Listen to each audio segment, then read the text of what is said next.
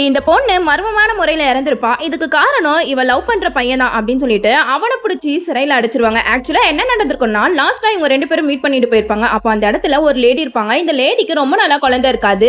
அதனால husband torture பண்ணுவாரு. பக்கத்து வீட்டுல ஒரு பொண்ணுக்கு வளகாப்பு நடக்கும். அந்த வளகாப்புக்கு இவங்களை கூப்பிட்டுருப்பாங்க. அந்த வளகாப்புல யாருமே இவங்களை அந்த அளவுக்கு மதிக்க மாட்டாங்க. இதெல்லாம் பார்த்து அவளுக்கு ரொம்பவே வெறுப்பு வரும். ஹஸ்பண்ட் குழந்தை இல்லைன்ற காரணத்தினால இவங்களை போட்டு அடிக்கலாம் செய்வாங்க. இதெல்லாம் நினைச்சு இந்த லேடி ரொம்பவே மனசொடைஞ்சு போயிருவாங்க. பக்கத்துல ஒரு குழந்தை இருக்கும். அந்த குழந்தைய பார்த்து குழந்தை மேல ரொம்பவே வெறுப்பு வந்துடும். நம்மள குழந்தை இல்லைன்னு சொல்லி தானே இப்படி அசிங்கப்படுத்துறாங்க, அந்த குழந்தை கதையை நம்ம முடிக்கணும் அப்படின்னு சொல்லிட்டு பைத்தியக்காரியாவே இவ மாறிடுவா. இந்த குழந்தையோட அம்மா பாப்பாவை தூங்க வச்சுட்டு பின்னாடி துணிக்காய போடுறதுக்காக போயிடுவாங்க. அந்த நேரம் பார்த்து இவ குழந்தைய தூக்கிட்டு வந்து பாத்திங் டப்ல வச்சு அம்மிக்கு சாகடிச்சிட்டு இருப்பா. அப்பதான் இந்த ஸ்கூல் பொண்ணு மனநல பாதிக்கப்பட்டவரை பார்த்து பயந்து ஓடி வருவா. இந்த பொண்ணு ஓடி வரதை பார்த்துட்டு இவ நம்ம கொலை பண்றதை பார்த்துட்டாளா அப்படின்னு சொல்லிட்டு பயந்துட்டு இந்த பொண்ணை போட்டு தள்ளிடணும் அப்படின்னு சொல்லிட்டு முடிவெடுப்பா.